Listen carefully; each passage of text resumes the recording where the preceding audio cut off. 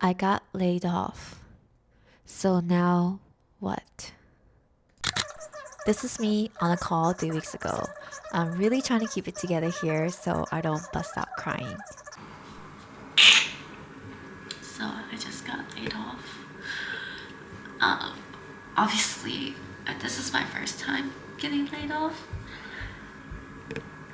So, yeah, I just feel like there's a lot of emotions right now. And it's just really hard because, I recently bought a house. So we haven't sold the old house yet. And I feel like it's like, I think financially we're okay, but the shock of being laid off is something, I don't know, I feel very emotional because the job hunting journey is not fun. It takes forever, and for designers you have to go through like 6 different interviews processes just to get hired. I just like been feeling like waves of emotion, like I'm okay, I'm like it is what it is. I'll start looking for a new job, but at the same time, all of a sudden I get like really emotional. Cause like, it just sucks cause it's like, I don't even know why I'm getting so emotional. The world sucks. The tech world sucks. Like why is it so, it really sucks. Why is it so volatile? Why is it that I literally woke up this morning and I was just gonna do work, and then I get this text message saying that, hey, I should check my personal email from the recruiter. I thought it was spam at first, but it wasn't. I checked my email and it's like basically saying, oh, reduction in RIF. Why does that have to be abbreviated? Because I have to look at what RIF means. I literally woke up this morning, went on a walk with my dog, and I was going to just work. And now I don't have a job.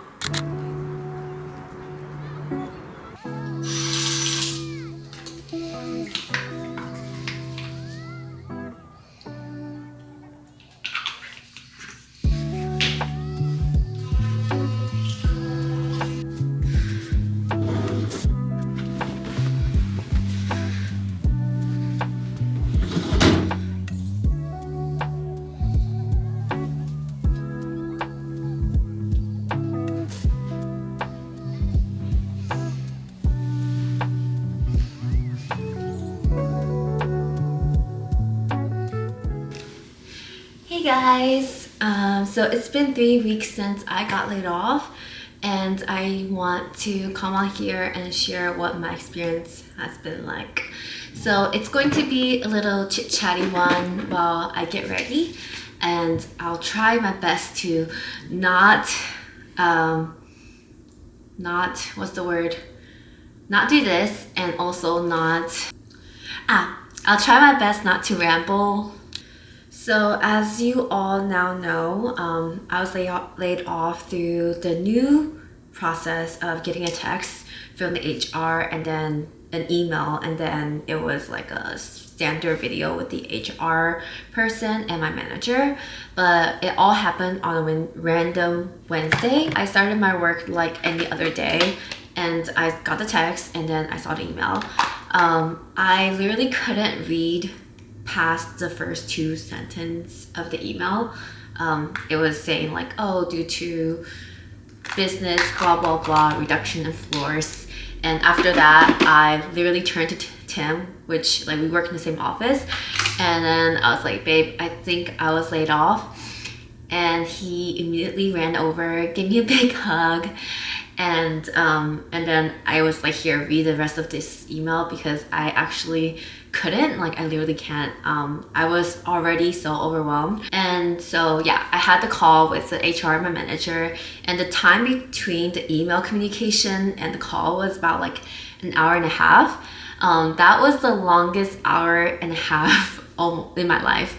Like it felt like microwave time, but worse, because you're not anticipating for food, you're anticipating for something much worse. So yeah, that was really a struggle, kind of counting down the minutes to that call. So the call was nothing too crazy. It's pretty standard. They told me that it's because of business and it was a company-wide thing. About 18% of the company was laid off. So they emphasized that it's not due to performance, which I'm like in the moment, I think that was necessary for me to hear, because I think when you're laid off, it very much feels like a rejection, and there is a lot of emotion about like, am I a good employee? Like, self-doubt does kick in, so hearing that was nice. So as you can imagine, the first day was really rough. I was very overwhelmed, and one of the things that really scared me was the fact that we very recently bought a house. So we bought a house in October, and we still haven't sold our old house. And it's gonna take a while for us to sell the house because the housing market isn't so great right now. So that was a huge factor to my panic as well, because now we're supporting two mortgages with one person's income. Part of me know that it's okay, but I just can't help but feeling scared about that, because the timing, I guess, just couldn't be worse. And then also month of October, I spent a lot of money on like renovation for the house, and also buying a house, there's a lot of costs associated with that. So we just spent a lot of money, and then out of nowhere, I lost my job. So yeah, that all adds up to the whole anxiousness and the scary aspect of this whole experience. My most immediate reaction was to dive into solving the problem at hand. And that problem is I don't have a job. So I must find a new job.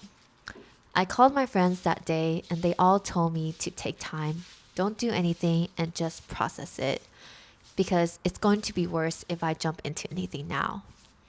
But that day, I couldn't even wrap my head around that.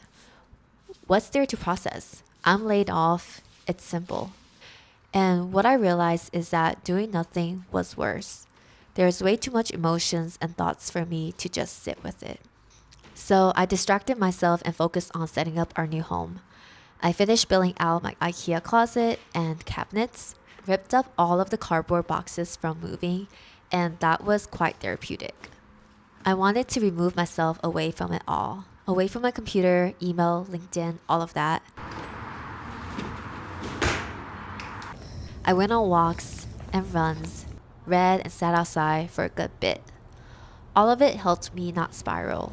While I enjoy all of these activities, I would randomly feel a pit in my stomach the first week. Growing up, seeing my parents struggle with money, my mom wasn't shy about sharing with me the numbers and the exact problems. I appreciate that since it gave me a sense of financial awareness, but at the same time, it makes me overly worry about it sometimes. And not having a source of income all of a sudden really shocked my system. It made me really uncomfortable and unsafe. After realizing that the main source of my uneasiness is from financial security, I sat down and reviewed everything. I ran the numbers for different scenarios and realized that we'll be okay. I think I am mostly out of the woods now. A part of me right now, actually, it's been 3 weeks and it's been quite busy with like the holidays, and during Thanksgiving week we had a lot of friends visiting, so I haven't really had a lot of time for myself just yet, but I'm very excited for time with myself. And I've been working in corporate for almost 10 years now, and I think this is a very nice break to have. And I think I'm in a unique situation that I'm able to do that. I'm very blessed, and I'm very proud of myself also to have how I have handled my life up to this point. The fact that financially I'll be okay for a while gives me a lot of like, hey, you did a good job. Like you adulted okay, and then everything's okay, even though like life is throwing you a curveball. Like I'm able to handle it. So I think I'm very lucky and fortunate. And this time around, I also want to be a lot more intentional and strategic about the next opportunity.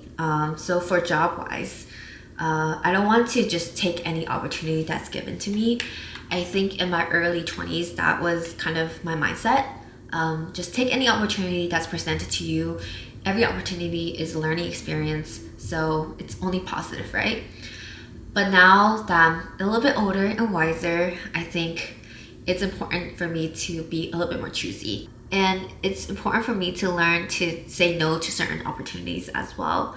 Actually, after a week into my layoff period, I had an old coworker reach out to me about a job, and I had to say no. And that was one of the hardest things for me to do because one, I don't have a job, but I'm saying no to an opportunity. But the reason why I said no is because I've committed myself to take the rest of 2025 off, and I really feel like I should honor that. How I'm thinking about it is like, it's like someone giving you free food, right? In your early 20s or 20s, like you have faster metabolism. If someone gave you free food, it's like, why not? Free food. And it's okay. You're able to process everything. You're able to metabolize it still. But then later on in your 30s, your metabolism slows down. And when someone present you with free food, like, hey, Hebe, do you want this free cookie? I always think about, okay, do I want this cookie? Is it actually worth the calories? Is it actually worth, like, you know, a workout or something? So I actually think about that kind of stuff. And I think this is similar. Like, I'm not hungry just yet. Like, I'm not starving. So I can be a little bit choosy on what food I eat. So that's kind of how I'm thinking about it. Anyways, I think I have definitely rambled for a really long time now. And my makeup is okay. I think it's really hard to do makeup and talk at the same time. I'm not really going anywhere today. Honestly, I just put makeup on because I want to talk while I'm doing something. But maybe next time I'll pick a less challenging thing to do. But this is my final look. In the end, everything happened for a reason. I'm just gonna take the rest of 2025 to rest, reset, and reflect, and just be. So what now? I'm not sure. I'm definitely gonna take this time to think about what I want, if I even want to go back to the corporate world. I love being a designer, and there's so much I love about that, but I don't love the corporate world. So maybe it's time for me to think about possibilities outside of corporate. In the end, I might still just go back out of necessity, but I think it's important for me to just wonder about different possibilities and take risk. And yeah, I feel very uncertain, but for the first time ever, I feel good about this uncertainty. I'm excited, and I think some things are meant to end to make room for a new beginning. So wish me luck on this new beginning. Bye.